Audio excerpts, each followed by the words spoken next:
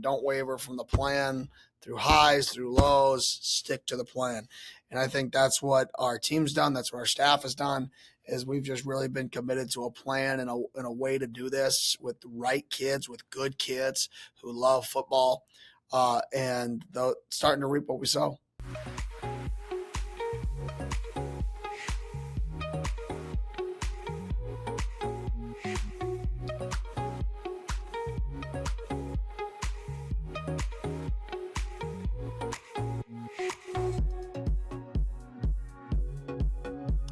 Welcome back, or welcome to Y Option. Wherever you are, we hope this is a thoughtful conversation in your day. Coming off a very chaotic, probably 24 hours, wherever you live, however you think, whether it's the CFP, whether it's the election, we pride ourselves on being a really thoughtful community for so many people who love college football through the lens of the West Coast. So that's what we are going to do today. We're going to be poised, we're going to be thoughtful, but we're also going to be open. You got thoughts, you got emotions. We love hearing from you. Thank you to all the emails. Friend in Nebraska sent a note saying he's loving the show. As a Nebraska fan, getting insight about his team. We're trying to just continue to grow this thing. So, of course, joined by the co-founder of Y Option, Jim Thornby. Jim, you're like giving us the Jordan performance today, battling the flu.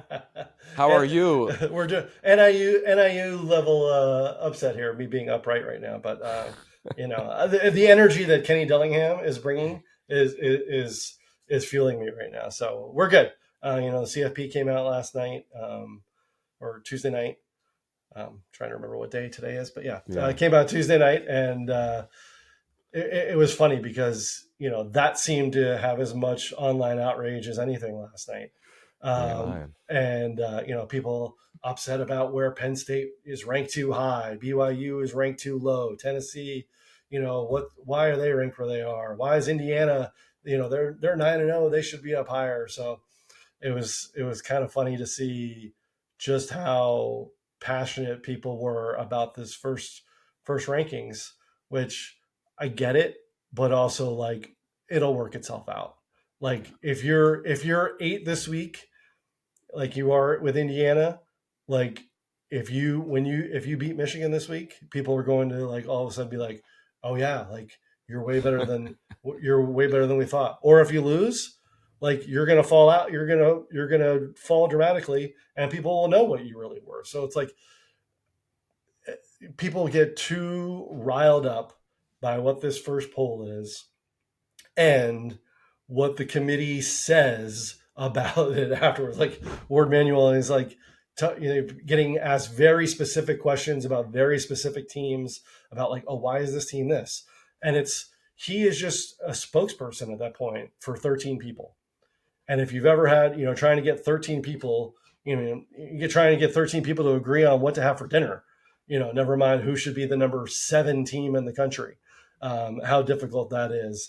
And, people go, oh, they're not consistent. This week it was this. Yeah. And you can't even compare them to the last year's committee because it's different people. They're coming from different backgrounds. They're rotating, it's not all completely different people, otherwise that might be true chaos, because then you'd have people that, at least you have some people that were there before and you just keep rotating them around, and you have that value of opinion. But people just get too wrapped up in, what the initial poll is, how the committee frames these or whatever, because as they continue to get more information, and they'll get more information from the conferences based on what these rankings are. You don't think the next time the Big Ten is sending a report on Sunday night after, say, Indiana wins, they're going to make sure to compare Indiana to all these teams that are above them, even though Penn State is one of the other teams ahead of them. So it's like, it's just funny how this whole thing works out and how worked up everybody gets. Yeah. Oh, yeah. No, there's extra emotion in a bunch of different levels in that regard. I love what you said. There's always a lot of, what'd you say, chaos around the initial poll. Yeah. Yeah. In every phase of life, like whatever the poll may be.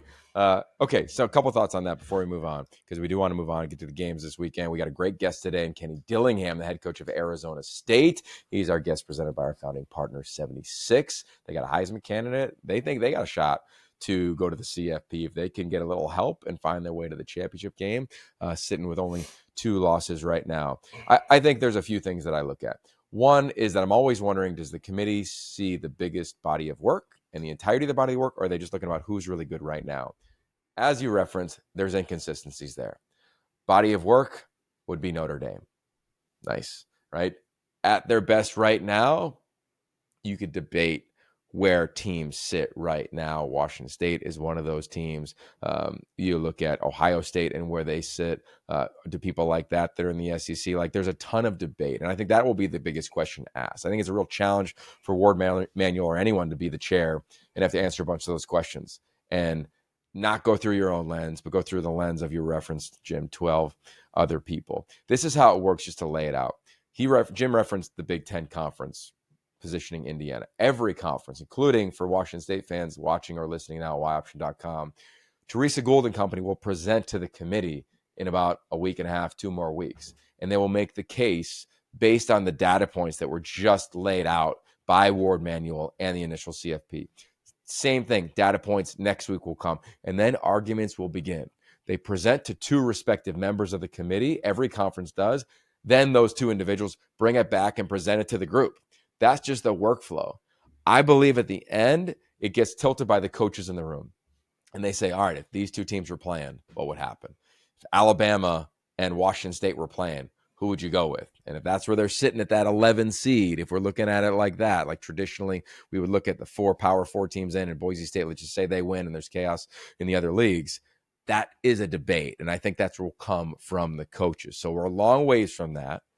Conversation will come after the game on the 23rd. That will be the most critical conversation to me for the college football player and the positioning of teams. So, Jim, help us out.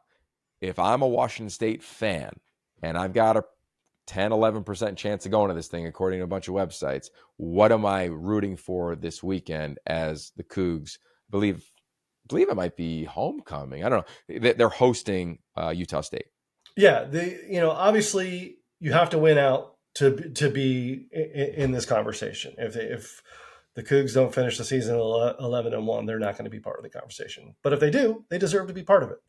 And what they need this weekend, obviously, that would include a win over Utah State. That would include the now number 12 team in the rankings, Boise State, to continue to roll. They want them to win all the way through.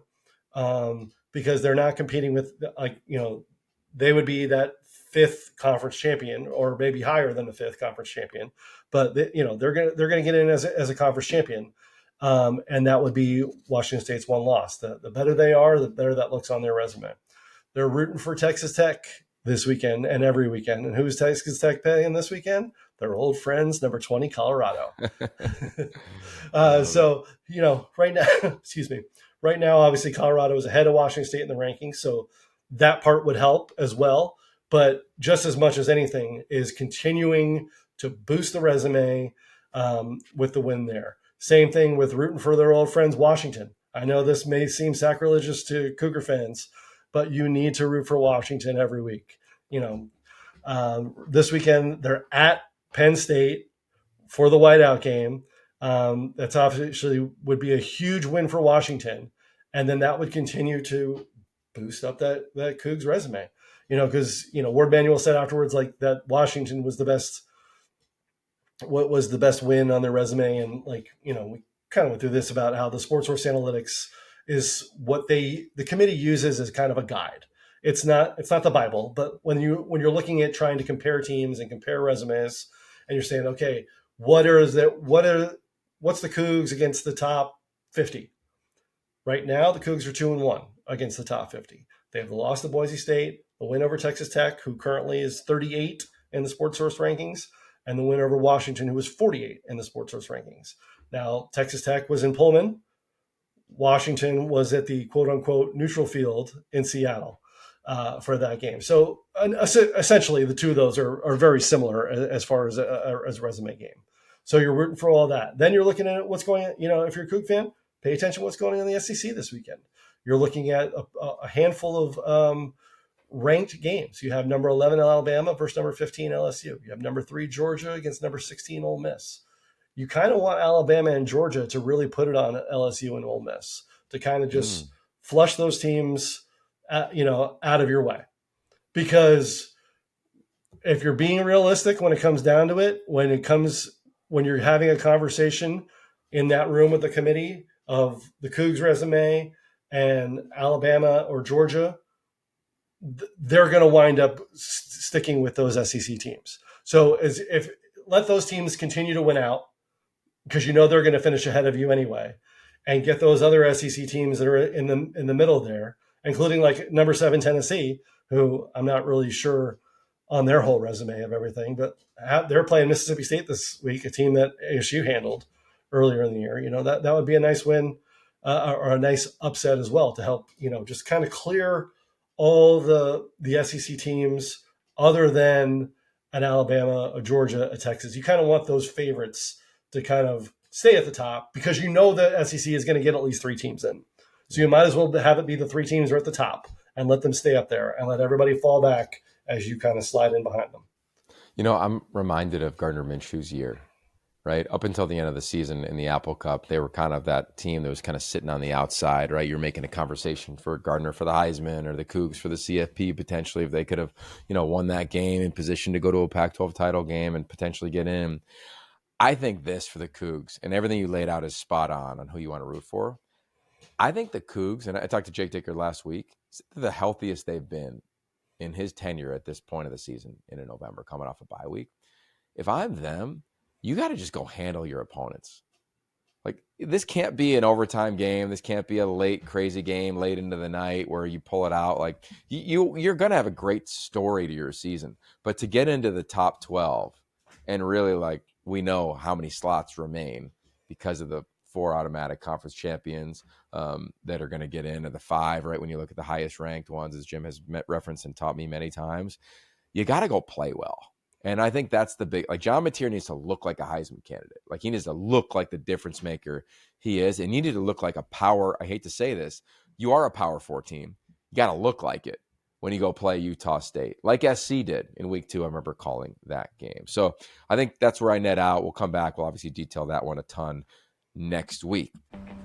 Ready, set, dream cabin nestled in the woods. Just 4 hours to go. New job halfway across the country. Butterflies before a first date. Wherever you go, 76 fuels all the ways you go, go, go. Let's just rip through these games real quick, Jim. Then I want to get to the USC story that has really taken up a lot of the news here in LA, and I think even nationally. Oregon, they got Maryland. Maryland is tough. It's gritty. They'll come in. They won't be intimidated, but I don't think they're talented enough. I think the Ducks just continue to be, in my opinion, the most improved team in America. Tez Johnson's injury. You have any update on that, Jim? Just that he will return at some point this season. Now, I don't think that means this weekend by any stretch of the imagination, but whether that's the Big Ten title game or the playoffs or what have you, they are expecting him back at some point. So that's good news. That's great news. He's an amazing young man. Check out his story. If you haven't, just Google Tez Johnson, Yogi Roth, and Oregon, and a great video will pop up on your YouTube feed. Indiana, they host Michigan, the race to the Big Ten title game. I think Indiana gets it done. They're not getting a lot of respect. I get it nationally. If they had a different logo, I do think they'd be ranked even higher, but they'll get their opportunities, to Jim's point. And the whole theme of this show is just stay steady today. Let's just stay steady. They get a bye after this one. Then they go to Ohio State. Ohio State hosts Purdue. It's just getting hard for Purdue. I really think it's just a challenge. I hope they get it to be their best. Friday night, we got a Friday night clash in LA at the Rose Bowl. UCLA fans, I am, other than begging you, I'm doing everything other than that. Go to the Rose Bowl. I was going to fill it up. I was a really talented team. You can knock them off. You're coming off your most signature win in the Deshaun Foster era. I get that it's season 1, but you just went on the road to Nebraska and won. It's different than going to Rutgers and winning. That was a big time win. So now can you go do it at home against a relatively one-dimensional Iowa team? I know they made a change at quarterback, but I think UCLA's defense has been the most impressive part to me. They could handle the physicality for 4 quarters and find explosive plays, which I was susceptible to in the throw game. They got a shot. The question will be, how healthy is UCLA? They were pretty banged up coming out that Nebraska game. J. Michael Sturdivant left the ball game. Does he go? We'll see. Injury reports in the Big Ten, which I love. They will come out on, I guess, 2.5 hours or whatever before the game. So let's stay in the Big Ten. USC not playing. but they are the story. Miller Moss gets benched. Jaden Mayava comes in. I coached his uncle Kaluka. He was a star linebacker at USC out of Kahuku High School in Hawaii. Jaden's path, if you don't know it, went to a couple high schools, netted out at UNLV, was the freshman of the year offensively as a redshirt freshman a season ago, initially committed to Georgia in the portal, flipped, landed at SC. In the spring, looked okay, acclimatizing to the scheme, to the team. Camp looked pretty good. There's whispers around camp of like he had a shot to go win this job. Miller Moss wins the job, plays exceptional early on in the season. To me, it looked like one of the top 2 quarterbacks, if not the top quarterback in the Big Ten in the first month of the season. Trojans have come on hard times. They've lost a lot of close games. You could argue they're a couple plays away in the passing game away from winning them. I'd also argue a couple pass protections away, a couple missed tackles away, a healthy Eric Gentry and Anthony Lucas away. But regardless, Lincoln Riley makes the decision to sit his captain, his leader, the face of the program, etc., down for the new quarterback. Jim, I want to hear your initial reactions, and then I'll give my thoughts. Yeah, the initial reaction was surprise, and mostly because of the reaction that Lincoln had just, I think it was only like 2 weeks ago, after practice when they were doing their post-practice interviews, and someone asked them, oh, is Miller still the starter? And you could tell it was a generally surprised reaction from Lincoln, because it was on camera there, that question was even being asked. Yeah. So that's the part that is the surprising thing for me. If he would have even hedged a little bit in that moment, I don't think I would be that surprised now, because but I don't think that Miller is the problem with this offense. I mean, I know, like, whether or not they run the ball enough, and now if they just start running the ball and now everything works, and that, people go, oh yeah, that was the key. That's not on Miller, to do everything. He did throw 3 interceptions last week, but he's still, if you look at passing yards and passing touchdowns, he's one of the top quarterbacks in the Big Ten. So it's tough for him, because he spent all these years waiting for this opportunity. He was nails in that LSU game to start the season. They don't win that game without them playing Miller Moss. And to now see how this has kind of devolved, I'm just kind of, I just feel for him, in this situation. Okay, so I'm just pulling out their schedule right now. Okay, so they have a bye: Nebraska, UCLA, Notre Dame. Right? They want to go to a bowl game. They got to win 2 of the 3. Right? Yep. Nebraska, UCLA, Notre Dame. I think capable of winning all of them. We played our bowl or no bowl in the most previous episode, which is an amazing game. Check it out. Also, we had an interview with Ted Robinson, who's known Miller and called a bunch of USC games in our time together with the Pac-12. Here's my thoughts on this. And I think I have to be really thoughtful and really discerning. Number one, when you sign at USC, you're a household name at quarterback, whether it's the portal, high school. When you start, I believe it, you're a Heisman candidate. When Lincoln Riley's the coach, you're a Heisman candidate. It's just what happens with Lincoln Riley. And now he makes a change. The first time, to my knowledge, that he's made a change this late in the season ever at quarterback. Because he's always had dramatic success. He made a change at Oklahoma to go with Caleb Williams instead of, at the time, Spencer Rattler was a starter. That was in September, right? That was the Red River rivalry. Caleb came in, the legend began, as he wrote in the book, 5-Star QB, and away they went. They went on the road against Kansas the next week, and away it goes. This is different. And I think 2 things. One is that to make this type of change, when you're the play caller, quarterback, Lincoln Riley's very aware of who Lincoln Riley is and what his offenses do. I think you have to be so convicted that this is the right thing. And if so, props for making the decision, right? Because you know your team, you know the pulse of your team, you know the decision this will have on your team. You're talking about a captain, a guy who's never done anything wrong since you've been there at USC, has been the pillar of a teammate. Lincoln Riley said those things after practice. So to me, for him to do this, I know him well enough to know how much he thought about the decision. Second thing, also, you got to look at this team and say, okay, well, does this team need a spark? I think it's fair to say yes. I mean, it's kind of been the same. It's been rinse and repeat to a degree. They've battled, haven't made plays at the end. And I've always believed that the confidence of a team is defined in the following sentence: is either hope things go well or you know things go well. I learned that from Pete Carroll way, way, way back in the day. Over 20 years ago, he taught me that. And I still think it's true now. So does this team on offense, do they hope that they throw the ball well, that they can run it, that they can pass protect, they don't have self-inflicted penalties? Or do they know it? I don't think they know it. They don't play like the confident group that we saw early in the season. So that's why I'd imagine they made a change at quarterback, the most influential position in that offense. Will it be the right decision? I don't know. I appreciated Lincoln Riley's candor yesterday or earlier this week where he said, we don't know. You don't have a crystal ball. Here's the part that I don't like. Number one, the quarterback position is polarizing. And in this era, it's chaotic, man. I would imagine if I'm the DMs of Miller Moss's phone right now, or his high school coach, or his family, they've received dozens, if not more than dozens, of calls and texts from other programs around the country. It's just what it is. So you look at the NIL factor, you look at the locker room factor, you look at the portal factor, all things that everybody knows. Like those aren't surprising anybody within USC's facility that I'm saying these things, but they are part of it, Jim. And I think that becomes really hard. So now I look at them and I think they have a 1-game season. How does it go against Nebraska? Look, all the games they'll get up for. Got Nebraska at home, got a new quarterback, you'll be juiced up. You got your rival, you'll be juiced up, and then you get another rival in Notre Dame. But to the confidence of the team, this is the most important moment of their season outside of the LSU game. Because I think in the LSU game, they were like, yep, it's real. And now I think they're probably in that same world.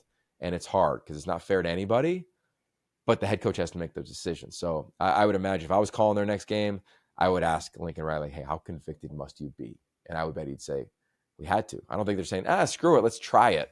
Let's give another kicker a shot. Let's give a wideout a shot. Like, this is too important. It's just too much at stake. He's got too much reverence for the position to just be on a whim. So I just say all that to be like, I really respect the decision. We'll see if we all agree with it. The game will play itself out in that regard. But I respect the decision as the head coach because that is a hard thing to do. So that's how I net out for the Trojans. Especially for a kid like Miller who breaks your heart. It's always been his goal to be the USC quarterback. Yeah. And and he sat those years. We talked to him over the summer at Elite 11,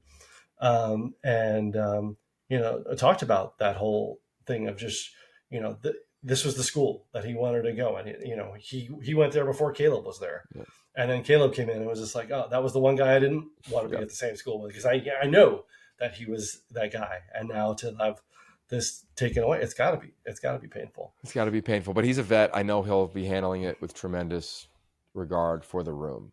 And I think that's what you have to do at the end of the season here. Okay, who's going to be the QB coming out of the QB room for Utah, Jim? They got a huge game against BYU. What are you hearing? Yeah, well, they're going to keep that under wraps. They're being very, very. There's no surprise there that they're not giving that one away. You've got your rivalry game, and the one thing Kyle did say this week was talking about how he looks over at that BYU staff and he sees Kalani Sitake, he sees Aaron Roderick.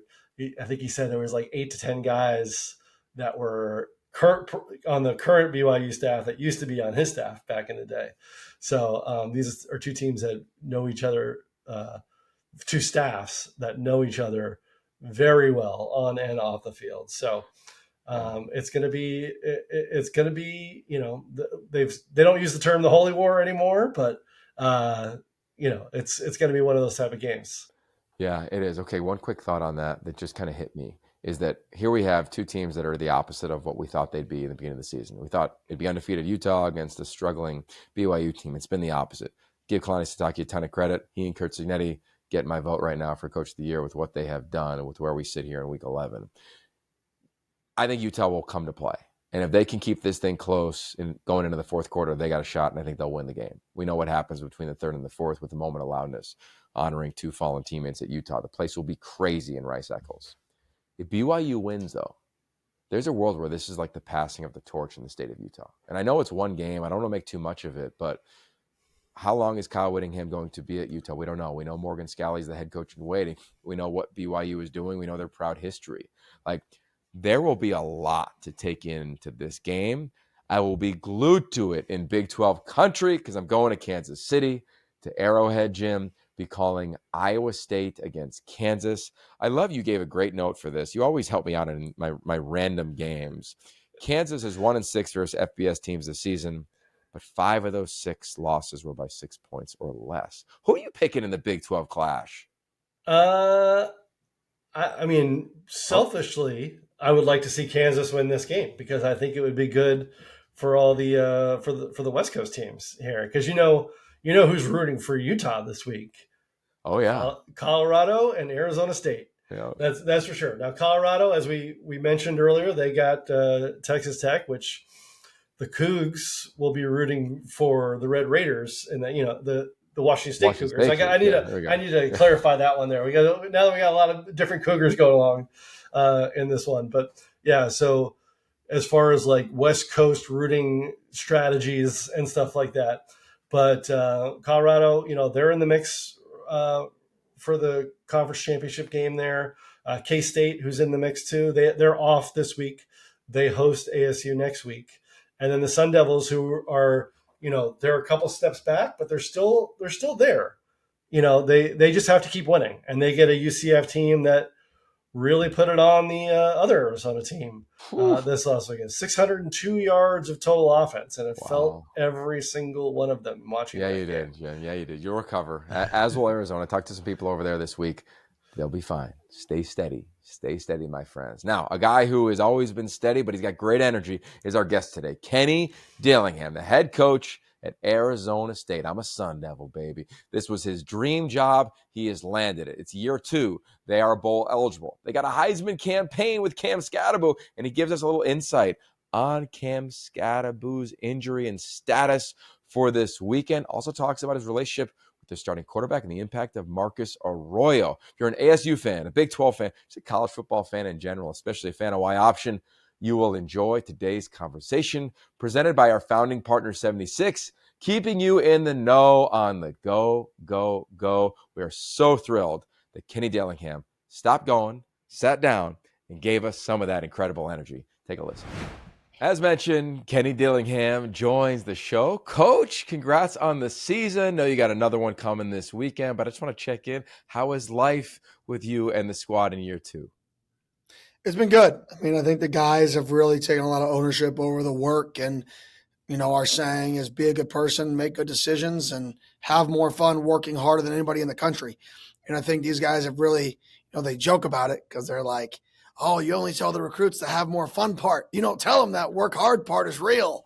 And they've really embraced that piece of it. That's beautiful. Yeah. You can't run from the working hard part really in anything, but definitely not in football. For you, being a head coach is working pretty hard too. This has been your dream job. You've said that for many years. You're living it now. How is the work part of the craft in year 2 going for you as your second year as a head coach ever? Yeah. I mean, I think it's going way better. I'm just way more comfortable. I feel like surrounding myself with guys like Coach Arroyo, Coach Ward, Coach Regal have really given me a really good vantage point. And I can really, not do as much scheme, obviously be involved in all 3 phases, but I can really make sure that the culture of the program is kind of what I envisioned it to be.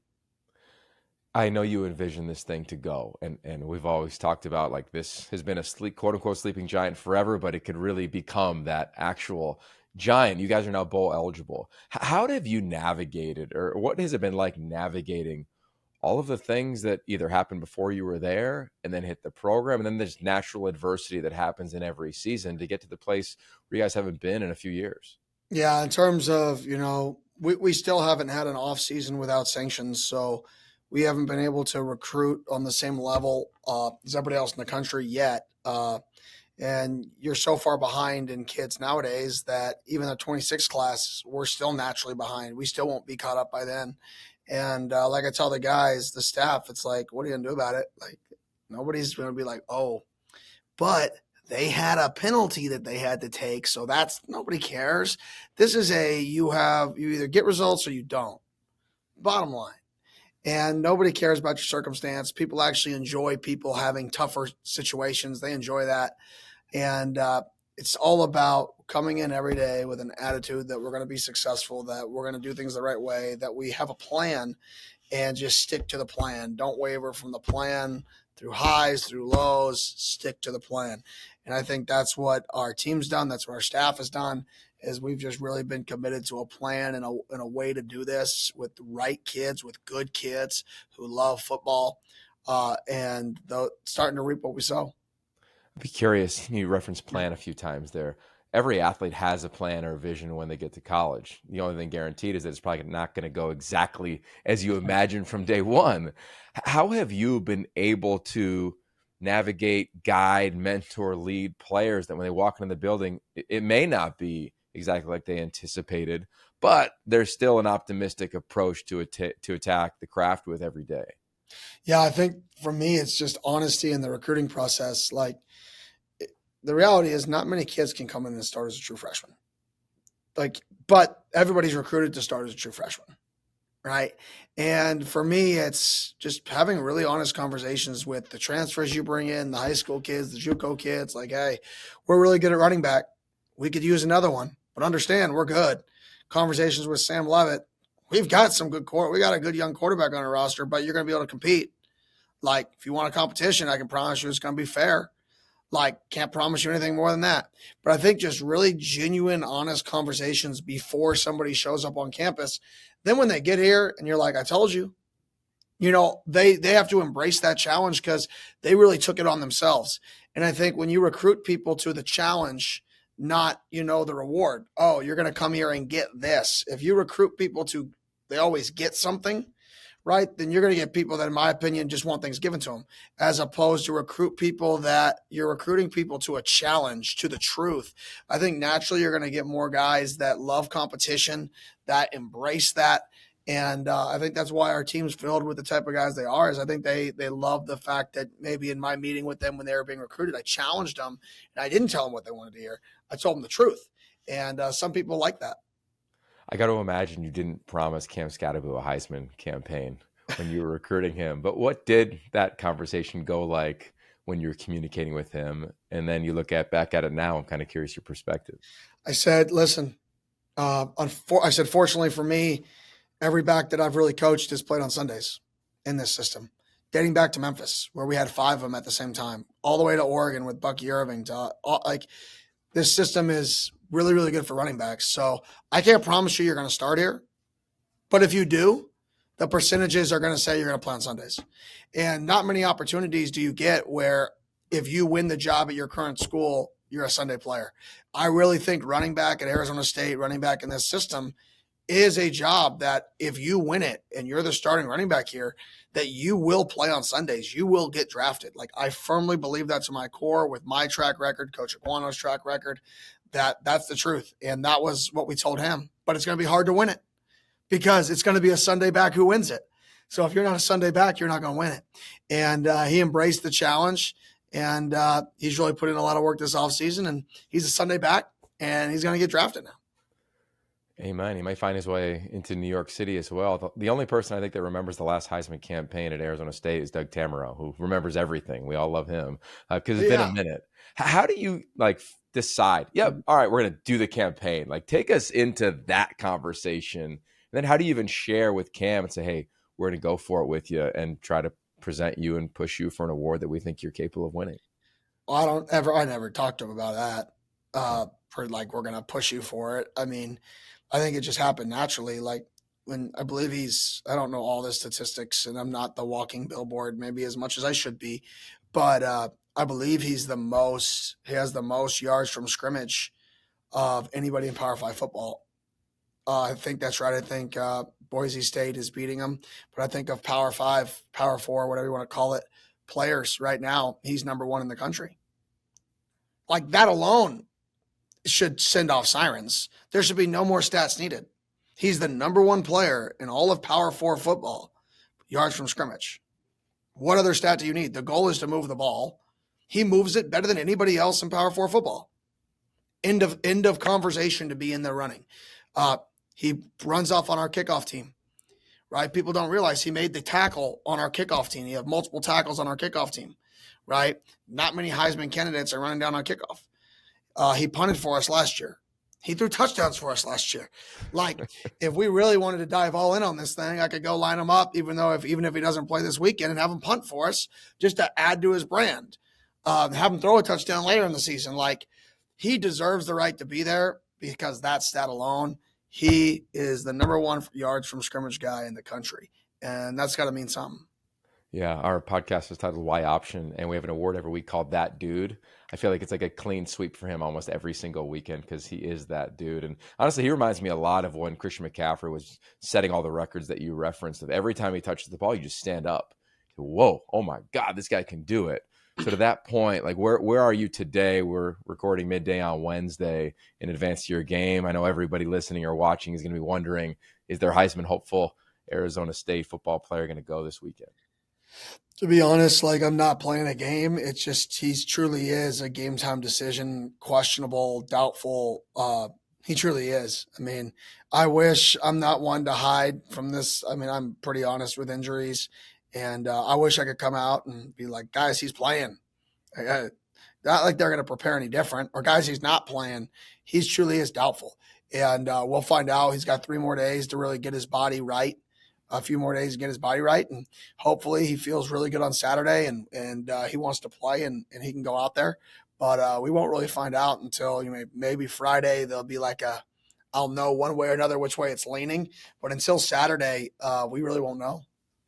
You referenced Marcus Arroyo, your offensive coordinator. You referenced Sam Levitt, your quarterback. You've always had dynamic relationships with your quarterbacks. You were always the play caller. What is it like now for you to not be calling the plays, still have a dynamic relationship with the quarterback, and bring in a very accomplished play caller in Coach Arroyo? Yeah, well, one, I wanted to get somebody who I think similar to, and I think Coach Arroyo does. I think we both have a very similar thought process. We may have come from different backgrounds in terms of how we got to where we are and the systems, but both of us had the same philosophy in terms of how to control people, how to control hats, how to set quarterbacks up to be successful with his track record with quarterbacks. So that was easy, and he's very intelligent. So when somebody has a plan or an idea, and I go ask them, what's the plan? And it makes sense to me. Like, oh, yeah, okay, well, what's our answer versus this? What's our answer versus this? It's like, okay, well, I would have done this, but you know what? That's good too. We're good. Like, he's just very intelligent. Like, he does a good job. And that gives me great confidence. And then with Sam, it's not as much about the plays that I'm always talking to him about. Like, we meet, we watch a game, his prior game, and we always watch a full game or a few full games early in the week, just me and him. And we don't talk plays. We just talk defense. Like, look at the defensive structure. Look at the defensive structure. Look at the defensive structure. What do you see? What are you anticipating? Blitz. I don't know what coach's field blitz answer is going to be, but do you see it? Why do you see it? Do you see the backers bossing? Do you see the front change? Do you see the rotation, right? Do you see this corner kind of gives things away? We talk defense, and I let Coach Arroyo talk plays. And because quarterback is so much to me about knowing what's happening, not necessarily what you have called. It's what's about to happen. And if you know what's about to happen, the play calls become simple because you know where to go with the ball. So I try to do as much of like preparing him for those defensive looks as possible and stay out of Coach Arroyo and most of the plays and all the how he wants to attack, because I usually see it very similar to him. You saw the vision for this place at your opening press conference. One of your quotes was activate the valley. Every time I go to social media and see a shot of your stadium in a home game, that place is activated, man. Like, it looks like it's going off. I'm curious, as you recruit in the community, you drive home in the community, you go get your favorite burrito in the community, and let alone call the games. What have you noticed about the activation in your backyard at Arizona State? People are excited about it. People are talking about it. I mean, it's one of the buzzes around one of the largest cities in the country right now is Arizona State football. And that's why I think this place can be special is before this city became, the Phoenix Metroplex and one of the largest cities in the country, it was a growing city 20, 25 years ago with Arizona State and the Phoenix Suns. And that was the forefront. And you still have a lot of people who still have that belief and have that feeling. We just got to bring the Arizona State football part back. And I really think we're trending in that direction. I think people are excited about it. You can see the student section being sold out all the time. And there's really not. I told our guys today, we're playing for something in November. We're in one of the best cities to live. It was 68 degrees at practice today. There's not many people who have it. I mean, to quote Jim Harbaugh, better than us. There's really not. Right now, there's not many people that have it better than our players in the entire country. Amen to that, man. I miss being there. Before we cut you loose, I think I'd be remiss if I didn't ask. You guys are having this great success. Your former colleague and boss and Dan Lanning, they're having insane success. Bo Nix is thriving and having success. Can you give us a little insight on that? Maybe there's like a 3-person text thread that goes on between the head coach of the Ducks, QB1 of the Broncos, and you? There's not a 3-person text thread, but I do talk to Bo all the time. We've talked about taking a vacation, his wife and my wife together this offseason. And then with Dan, I told him, man, keep playing. And, you know, if we don't get there, depending on what happens our season, I want to be in the stands in a Ducks uniform rooting you on here in a month or so, depending on how our season finishes up. I wouldn't mind seeing Arizona State play Oregon in a classic Big 12, Big 10 CFP matchup, man. Nothing would make me happier. So good luck. Thank you. I appreciate it. You got it, man. There it is. The head coach of Arizona State, good friend, and I think one of the best in the business to do it, Kenny Dillingham. It's the Afterglow. Yogi Roth, Jim Thornby. That was Kenny Dillingham, presented by our founding partner, 76, keeping you in the know on the go, go, go. They got UCF coming to town. They got a Heisman campaign. I don't know. Cam Skattebo didn't, to me, feel like he was going to go, but we'll see as the next 72 hours progress. Hope he does, because he's worthy, I think, of the Heisman conversation. Jim, your takeaways from that conversation? Well, I mean, you know, no surprise here that, I mean, not surprised, but like everyone knows who watches this. I'm an Arizona alum, but it's really hard to not root for Kenny Dillingham with just the energy that he brings. You know, Thanksgiving weekend, that'll be a different situation. There we here. go. But Different other than Thanksgiving weekend, as I joke with the Arizona State SID crew, like we're friends 362 days a year. But the 2 hoop games. But yeah, Kenny's just easy to root for. And I remember like my first interaction with him was a couple years ago when we were doing some Pac-12 stuff with Bruce Feldman, and Kenny was still at Oregon. And we did an interview much similar to this, probably around 10 minutes or so. And I remember like 2 minutes into the interview, as I'm, recording and watching it, I texted you and I'm like, this guy is a dude. Like he's going to be the one, and this was still really early in that Oregon season when Bo was really starting to get going. And I was like, this guy's going to be a dude. And sure enough, things worked out, or I guess didn't work out with Arizona State, where the opportunity then presented itself for Kenny, and he's come in and absolutely crushed it there. And it's always cool to see when a guy goes back to his school and coaches it there and is able to do there, because then you're hopeful that this is then a long-term relationship between coach and school, because in this day and age, that's such a rarity to have those kind of relationships. And you can tell how much it means to him to do this at his school. Yeah, no, he loves where he's at. He's got a young family, and I think this thing is just growing. Arizona State, they've scored 36 or more points in 8 games. That's amazing when you look at them. They've scored 36 more points this season in 8 games than they did in all 12 of last year. Yeah. Like, think of the UCLA game a year ago when they're in this like funky formation because they know they can't protect against Latu and company. And now look what they're doing to teams. Like, they're a real threat in the Big 12. Picked last in the Big 12. They could care less, and away they went. I hope they win it all. I'll be rooting for them on a bunch of levels. I think my biggest takeaway from him is he's always had a vision for him at this place.